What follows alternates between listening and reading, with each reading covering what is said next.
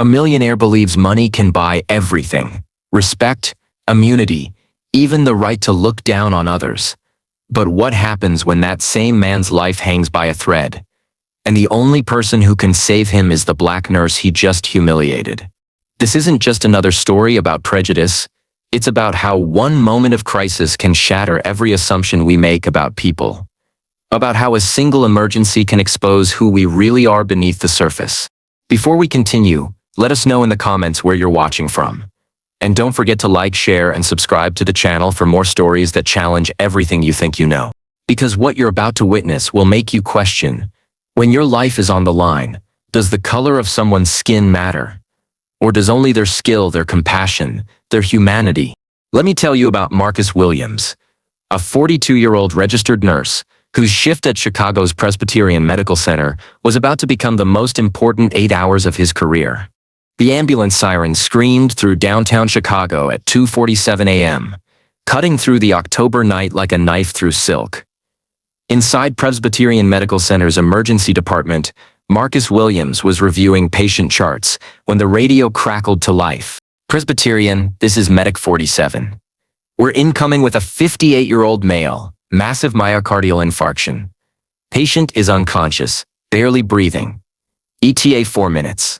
Marcus set down his coffee and moved toward the trauma bay. After 15 years in emergency nursing, he knew that tone in a paramedic's voice. Someone was dying, and they had minutes, not hours, to save them. Dr. Sarah Chen, the attending physician, rushed past him. "Marcus, prep trauma 2. This one sounds critical." The automatic doors burst open as the paramedics wheeled in their patient. Marcus's trained eyes immediately assessed the situation. Pale skin, labored breathing, cardiac monitor showing dangerous arrhythmias. But it was the expensive Italian suit, the gold Rolex, and the leather briefcase clutched in the man's hand that told another story. "What do we know?" Dr. Chen asked, taking control of the gurney. "Richard Blackstone, 58, found collapsed in his penthouse. Witnesses say he was complaining of chest pain for the last hour, but refused to call an ambulance. Said he didn't need help from those people."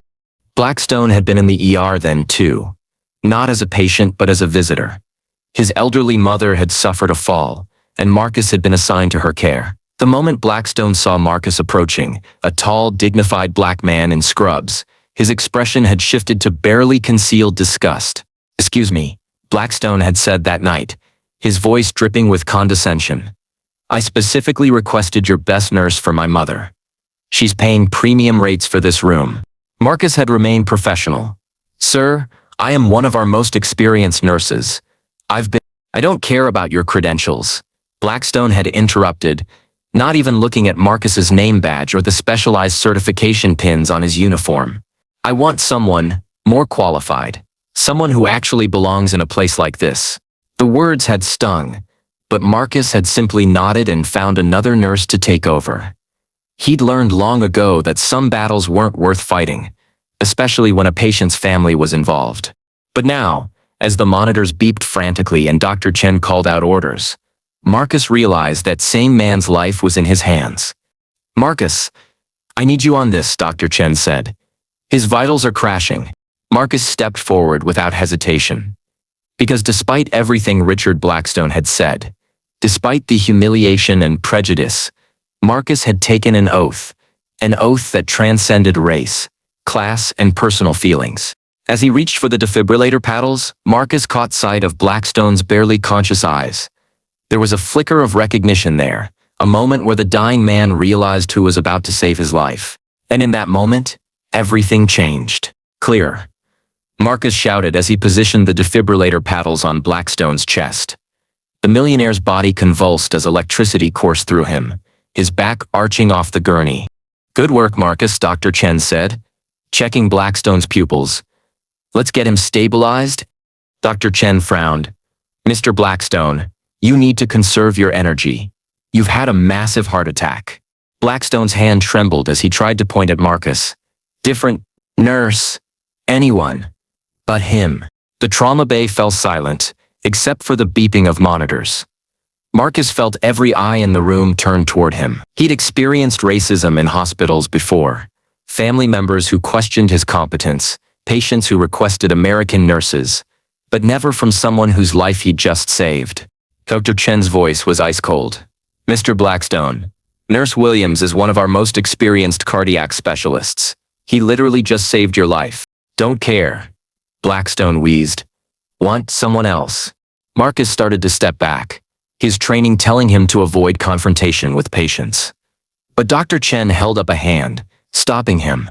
That's not how this works, she said firmly to Blackstone. You're in critical condition. Your heart could stop again at any moment. Marcus is the best we have for cardiac emergencies. Blackstone's monitor started showing irregular rhythms again. His breathing became more labored. The medication keeping him stable was wearing off, and his condition was deteriorating rapidly. Sir, Marcus said quietly, moving closer despite everything. I know we've had differences, but right now, medical expertise is what matters. Let me help you. Blackstone tried to shake his head, but the effort was too much. His eyes rolled back as another wave of pain hit him. He's going into VTAC! Dr. Chen called out. Marcus, I need you now. Without waiting for Blackstone's permission, Marcus sprang into action. His hands moved with practiced precision, adjusting IV drips, monitoring vital signs, preparing emergency medications. Years of experience guided every movement. But as he worked, Marcus couldn't help but think about the cruel irony of the situation. Here was a man who saw him as less than human, whose life now depended entirely on his skill and compassion. The monitors showed Blackstone's condition stabilizing again, but Marcus knew they weren't out of danger yet. Heart attacks like this often came in waves, each one potentially more deadly than the last. We need to get him to cardiac ICU, Dr. Chen said. Marcus, you're the primary nurse on this case. As they prepared to transfer Blackstone, Marcus noticed something that made his blood run cold. The millionaire's pupils were dilated, his skin was growing ashen, and despite the medications, his breathing was becoming more shallow. Marcus had seen these signs before. Blackstone wasn't just having a heart attack, he was having a series of them, each one weakening his heart further. Without constant monitoring and immediate intervention, he would die within the hour. And Marcus Williams, the black nurse Blackstone despised, was the only person in the hospital qualified to keep him alive through the night. The question was, after everything Blackstone had said and done, did Marcus have it in him to fight for a man who saw him as inferior? The cardiac ICU hummed with quiet efficiency at 3:30 a.m. Marcus had been monitoring Blackstone for 45 minutes, watching every heartbeat on the monitor, adjusting medications with the precision of a symphony conductor. Despite his personal feelings, Marcus found himself genuinely invested in keeping this man alive. It wasn't about Blackstone's wealth or status, it was about the fundamental principle that had driven Marcus into nursing 15 years ago. Every life had value, even the lives of those who couldn't see his. How's he doing? Dr. Chen asked, appearing at Marcus's side with 2 cups of coffee. Stable for now, Marcus replied, accepting the coffee gratefully. But I'm watching for signs of another episode. His cardiac enzymes are still elevated, and his EKG shows some concerning patterns. Dr. Chen studied the monitors. What's your gut telling you? Marcus had learned to trust his instincts over the years. There was something beyond the medical readings, a sixth sense that experienced nurses developed about their patients. He's not out of the woods. I think we'll see another event before dawn. As if responding to his words, Blackstone's eyes fluttered open. The oxygen mask fogged with each labored breath, and his gaze found Marcus immediately. Still, here, Blackstone whispered. Yes, sir, I'm your primary nurse tonight. I know what you told me, Marcus said gently, checking the IV line. But right now, what you want and what you need are 2 different things. For the first time, Blackstone seemed to really look at Marcus. Not just the color of his skin, but the man himself. The confident way he moved around the medical equipment, the gentle but authoritative way he spoke to other staff members, the obvious respect Dr. Chen showed him. Why? Blackstone asked. Why what? Why are you helping me? After what I... Marcus paused in his charting. It was a fair question, and one he'd been asking himself all night. Because that's what nurses do. We don't choose patients based on whether they like us.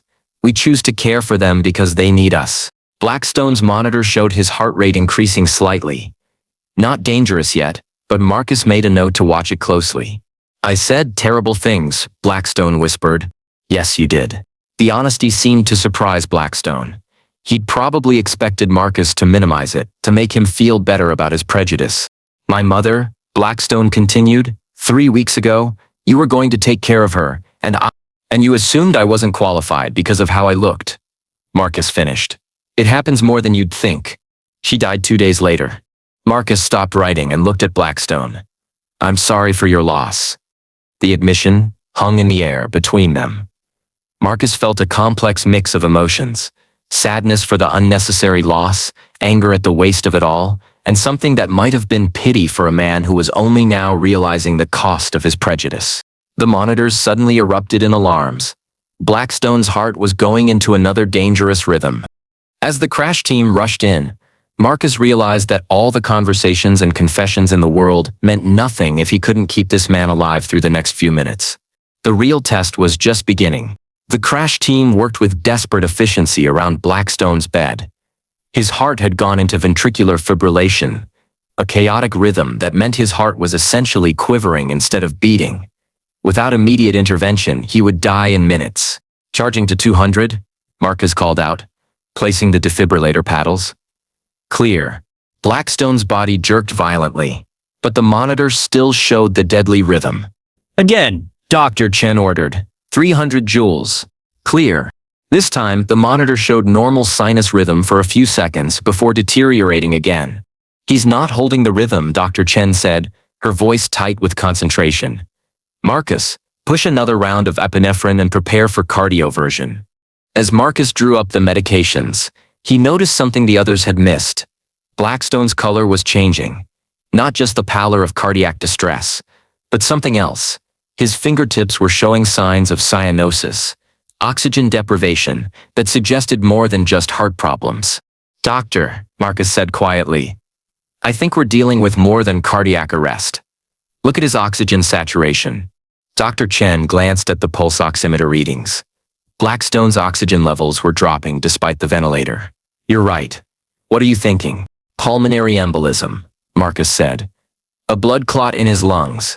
The cardiac arrest might be secondary to a massive PE. It was a sophisticated diagnosis, requiring knowledge of how different body systems interacted during crisis. Dr. Chen immediately ordered a portable ultrasound to check Blackstone's heart function. There, Marcus pointed to the screen. Right heart strain, the clot is blocking blood flow to his lungs, which is putting massive pressure on his heart. Good catch, Dr. Chen said. We need to start him on clot-busting drugs immediately. As they administered the powerful medications, Marcus couldn't help but think about the irony of the situation. The man who had questioned his qualifications was now alive because of his advanced clinical judgment, the kind of expertise that came from years of experience and continuing education. 30 minutes later, Blackstone's condition had stabilized dramatically. The clot-busting medications were working, his heart rhythm was steady, and his oxygen levels were improving. But as Marcus checked his vital signs, he noticed Blackstone was conscious and watching him work. You saved my life, Blackstone whispered. Again. The whole team saved your life, Marcus replied professionally. No. Blackstone's voice was stronger now. You saw what the others missed. That clot thing. The doctor said if you hadn't caught it I would have died. Marcus continued his assessments without responding. He'd learned not to expect gratitude from patients who had initially rejected his care. People often forgot their moments of vulnerability once they recovered. I need to tell you something, Blackstone continued. About that night with my mother. Mr. Blackstone. You should rest. Marcus stopped what he was doing and looked at Blackstone directly. The monitors continued their steady beeping as Blackstone struggled to find the words he'd never had to say before. I'm sorry, he whispered. For what I said about you 3 weeks ago. For what I assumed about you tonight. For all of it. Marcus felt something shift inside him. Not forgiveness, that would take time.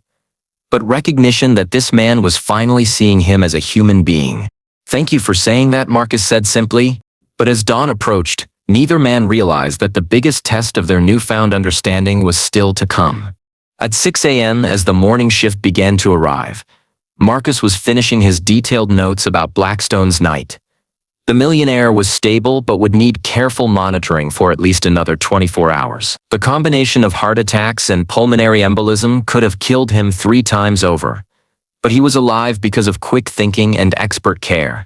Marcus, Dr. Chen approached with a concerned expression. We need to talk. They stepped into the break room, where Dr. Chen closed the door behind them. Hospital administration wants to meet with you this morning, she said. Apparently, Mr. Blackstone made some complaints before his cardiac episodes began. Marcus felt his heart sink.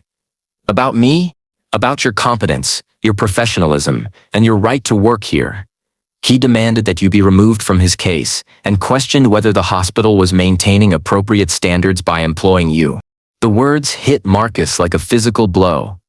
Even after everything they'd been through, even after he'd saved Blackstone's life multiple times, the man's initial complaints were still being taken seriously by hospital administrators. Dr. Chin, you know my record. 15 years without a single incident, patient satisfaction scores in the top percentile, awards for clinical excellence. I know, Marcus, and I'll be there to support you. But you need to understand, Blackstone is a major donor to this hospital. He funded the new cardiac wing. Administration is in a difficult position. Marcus felt the familiar weight of institutional racism settling on his shoulders. It didn't matter that he'd saved a man's life. It didn't matter that his clinical judgment had been flawless. What mattered was that a wealthy white man had complained about him, and that complaint would follow him regardless of the outcome. When's the meeting? 8 o'clock. Conference room B. Marcus nodded and returned to his final rounds. As he approached Blackstone's room, he could hear voices inside. Through the partially open door, he saw Blackstone talking to a man in an expensive suit, probably a lawyer or business associate. Richard, you need to be careful about what you say. The man was advising. Your comments about the nursing staff could be problematic. We should focus on your medical care, not on other factors. You don't understand. Blackstone replied, his voice stronger than it had been all night. That nurse, Marcus Williams, he saved my life. Multiple times. I was wrong about him. Completely wrong. The lawyer looked uncomfortable. Richard, you filed formal complaints with hospital administration. You questioned his qualifications, demanded his removal from your case. If you change your story now, it's not a story. Blackstone's voice rose, causing his heart monitor to beat faster. I nearly died because of my own prejudice. That man is brilliant, and I tried to have him removed, because I'm a racist fool. Marcus stepped back from the door, unsure whether to enter or leave. But Blackstone had seen him. Marcus, Blackstone called out, please come in, I want you to meet someone. Reluctantly, Marcus entered the room. This is my business attorney, David Klein, Blackstone said. David, this is Marcus Williams, the nurse who saved my life. Klein extended his hand awkwardly. Mr. Williams, Richard has been telling me about your exceptional care. I've also been telling him about the complaints I filed against you, Blackstone added, and I want to fix that. Marcus felt a glimmer of hope, but experience had taught him to be cautious. Mr. Blackstone, you don't need to— Yes, I do. Blackstone struggled to sit up straighter. David, I want you to call the hospital administration immediately. Tell them I'm withdrawing all complaints against Mr. Williams. In fact, I want to file a formal commendation for his care. Klein looked skeptical. Richard, you're recovering from a serious medical event. Perhaps we should wait. No waiting, Blackstone said firmly. And David, I want you to research something else. I want to know about nursing scholarship programs, particularly for people from underserved communities. I think it's time I put my money towards something meaningful. Marcus stared at Blackstone in amazement. This was the same man who had humiliated him just hours ago. But as Marcus would soon discover, even genuine redemption couldn't erase the damage that had already been done. The hospital administration had already made their decision about his future. The conference room felt like a courtroom, as Marcus sat across from 3 hospital administrators. Dr. Chen was beside him, along with the nursing supervisor and the hospital's legal counsel. The morning sun streamed through the windows, highlighting the tension in everyone's faces. Mr. Williams, began Janet Morrison, the Chief of Staff. We've received some concerning reports about your interaction with patient Richard Blackstone.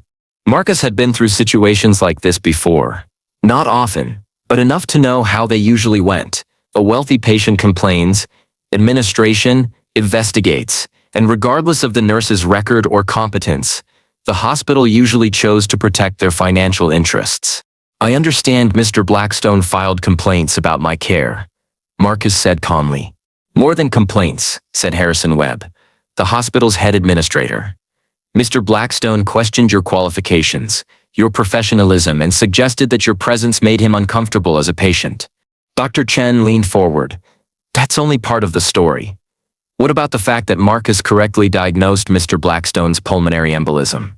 Or that his clinical judgment saved the man's life multiple times throughout the night? Morrison consulted her notes.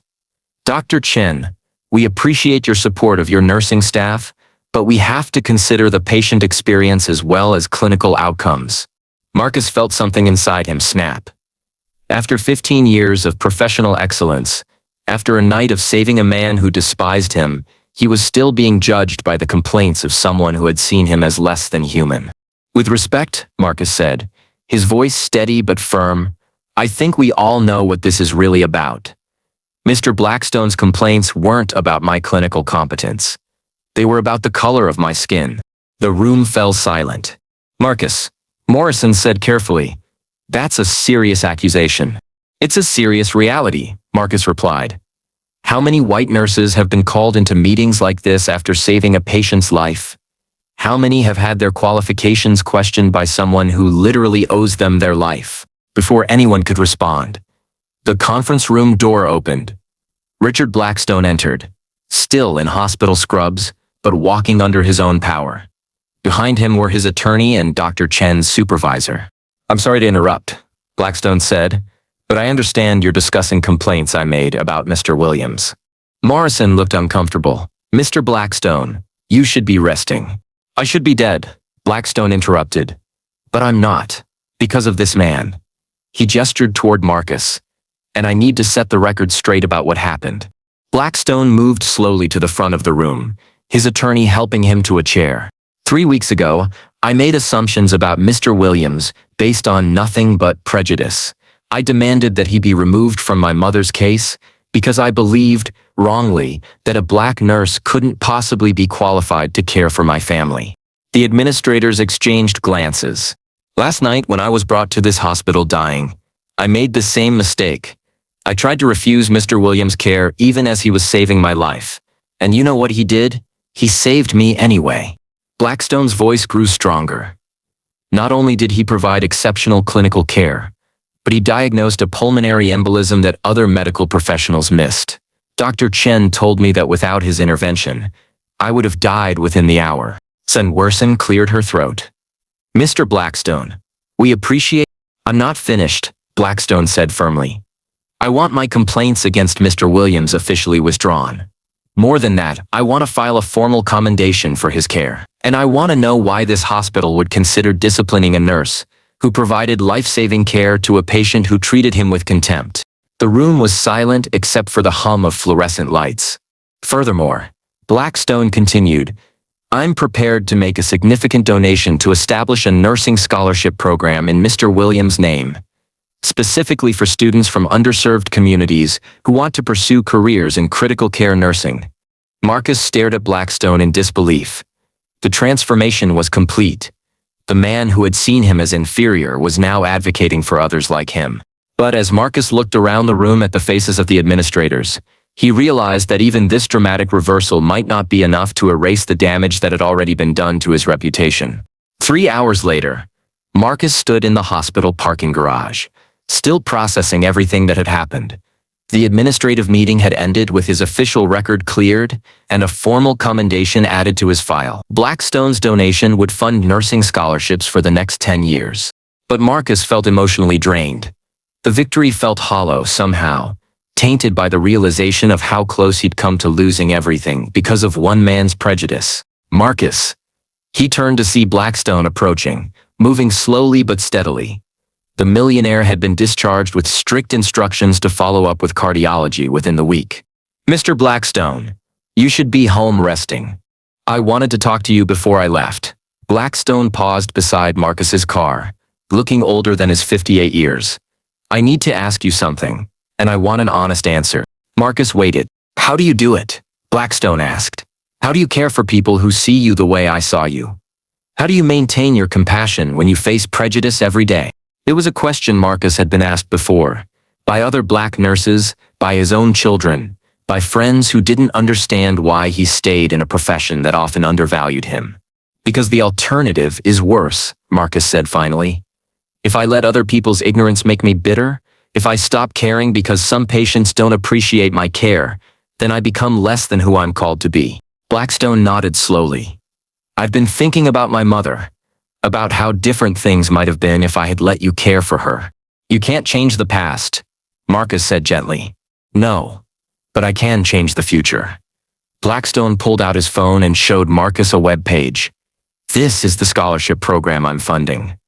But I want you to help design it. I want your input on how to identify and support nursing students who might face the same barriers you faced. Marcus looked at the preliminary website. The scholarship would provide full tuition, living expenses, and mentorship support for minority students pursuing nursing degrees in critical care specialties. Why are you doing this? Marcus asked. Because last night you showed me what I could have been if I'd spent my life building people up instead of tearing them down. Because my mother died, in part, because of my prejudice. Because I want to make sure there are more nurses like you in the world, not fewer. Blackstone extended his hand. Will you help me? Marcus looked at the hand extended toward him, the same hand that had tried to wave him away just 12 hours earlier. He thought about all the young nursing students who looked like him, who would face the same doubts and prejudices he'd faced, who might give up before they could save lives. He shook Blackstone's hand. I'll help you, Marcus said, but on one condition. What's that? We name it after your mother. The Eleanor Blackstone Nursing Scholarship for Critical Care Excellence. She should be remembered for inspiring something positive, not for being a victim of prejudice. For the first time since Marcus had known him, Richard Blackstone's eyes filled with tears. Thank you, he whispered, for everything. As Blackstone walked away, Marcus realized that sometimes the most profound changes came not from grand gestures or dramatic confrontations, but from simple moments of human connection. From one person seeing another person's humanity despite their differences. But the story wasn't over yet. Because what Marcus didn't know was that their encounter had been witnessed by someone who would ensure that this story reached far beyond the walls of Presbyterian Medical Center. 6 months later, Marcus Williams stood at the podium of the Chicago Medical Association's annual conference, looking out at an audience of healthcare professionals from across the Midwest. The auditorium was packed, with people standing along the walls and sitting in the aisles. When I started nursing 15 years ago, Marcus began, I thought my job was simply to provide medical care. I never imagined that sometimes saving someone's life would mean helping them find their humanity. The audience was silent, hanging on every word. The night I'm going to tell you about started like any other shift, but it became a lesson about the hidden costs of prejudice, the power of professional excellence, and the possibility of redemption. Marcus told the story of Richard Blackstone's heart attack, the initial rejection, the life-saving interventions, and the transformation that followed. He spoke about the Eleanor Blackstone Nursing Scholarship, which had already supported 23 students in its first year. But more importantly, he talked about the broader implications of what had happened. Every day in healthcare, we encounter patients who may not look like us, think like us, or share our backgrounds. Our job isn't to judge them or to withhold care based on their beliefs. Our job is to see their humanity and respond with excellence, compassion, and professionalism. The applause was thunderous. After his speech, Marcus was approached by dozens of healthcare professionals sharing their own stories of prejudice and perseverance.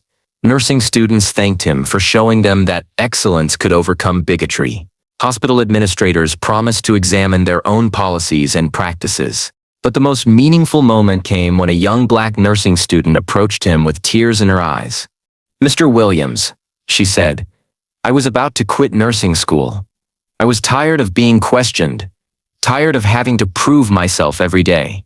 But hearing your story, It reminded me why I wanted to be a nurse in the first place. As Marcus drove home that evening, he reflected on how one terrible night had somehow become a catalyst for positive change. The Eleanor Blackstone Scholarship had grown into a national program. Hospitals across the country were implementing bias training for staff. Medical schools were using his story as a case study in cultural competence. His phone buzzed with a text message from Richard Blackstone. "Watched your speech online. Mom would be proud. Thank you for showing me who I could become." Marcus smiled and put his phone away. Tomorrow he would return to Presbyterian Medical Center for another shift, where he would care for patients who might love him or hate him, trust him or doubt him, see him as their savior or their inferior. But he would care for them all with the same excellence, the same compassion, the same unwavering commitment to his oath as a nurse. Because in the end, that's what healing really meant. Not just mending broken bodies, but sometimes mending broken hearts and broken minds. Sometimes saving a life meant saving a soul. Marcus had learned that night that being a nurse meant more than medical expertise. It meant being strong enough to care for those who couldn't see your worth, compassionate enough to forgive those who had wronged you, and wise enough to turn moments of injustice into opportunities for education and growth. The real miracle wasn't that he had saved Richard Blackstone's life. The real miracle was that in doing so, he had helped save the man's humanity.